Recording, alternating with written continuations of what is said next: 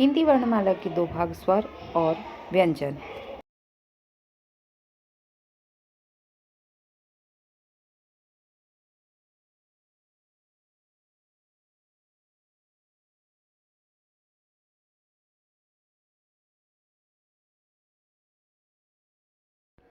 भाषा की सबसे छोटी इकाई वर्ण होती है। वर्णों के व्यवस्थित समूह को ही वर्णमाला कहते हैं और हिंदी वर्णमाला में कुल 52 अंक वर्ण होते हैं। मूल स्वरों की संख्या यहाँ पर 11 है। अम और आहा को अयोगवाह कहा जाता है। अम को हम अनुस्वर कहते हैं और आहा को विसर्ग कहते हैं। ह्रस्व स्वर वो स्वर होते हैं जिनके उच्चारण में बहुत कम समय लगता है। 4 ह्रस्व स्वर हैं: अ, ई, छोटा ऊ और ऋषि। दीर्घ स्वरों की संख्या 7 है, जिसमें बड़ा आ, ई, ऊ, ए, औ। किस स्वर और अ एक ऐसा उदासीन स्वर है जिससे कोई मात्रा नहीं होती है। अब कॉन्सोनेंट को देखते हैं।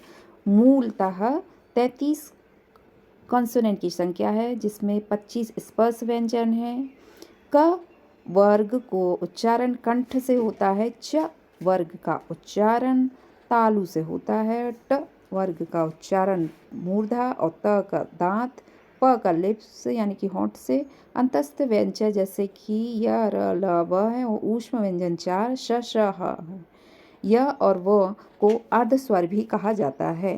संयुक्त और द्विगुण व्यंजन कुल 4 संयुक्त व्यंजनों की संख्या है, जिसमें कि छ, त्र, ज्ञ, श्र है और द्विगुण व्यंजन 2 हैं, जैसे कि ठ और ण है और इनसे कभी भी कोई शब्द शुरुआत नहीं होती है। अब हम कुछ और अन्य प्रश्न देख लेते हैं। अल्प प्राण और महाप्राण। अल्प प्राण एक छोड़ एक होते हैं, पहला, तीसरा और पांचवा होता है। महाप्राण दूसरा और चौथा वर्ण होता है। सघोष होते हैं तीसरे, चौथे और पांचवा वर्ग। अघोष पहला और दूसरा होता है। नासिक्य जो पंचमा अक्षर होते हैं वो कहलाते हैं। र को लुंठित व्यंजन भी कहा जाता है। ल को पार्श्विक व्यंजन कहा गया है और ह का उच्चारण का स्थान स्वर यंत्र या काकल्य है। हिंदी की मानक लिपि देवनागरी है, जिसे बाएं से दाएं लिखा जाता है और ऋषि का अधिकतर उपयोग संस्कृत तत्सम भाषा में किया जाता है। आगत स्वर में आ का उच्चारण जैसे कि डॉक्टर। ज और फ के जो नीचे बिंदु लगी जाती है उसको नुक्ता कहा जाता है। मात्रा स्वरों में लगने वाले समय को कहा गया है। अयोगवाह का अर्थ है जो योग न होने पर भी साथ दे। व्यंजन के नीचे लिखी हुई तिरछी रेखा को हलंत कहते हैं। वर्णमाला में कुल 5 वर्ग की संख्या है। वा का उच्चारण दंतोष्ठ है।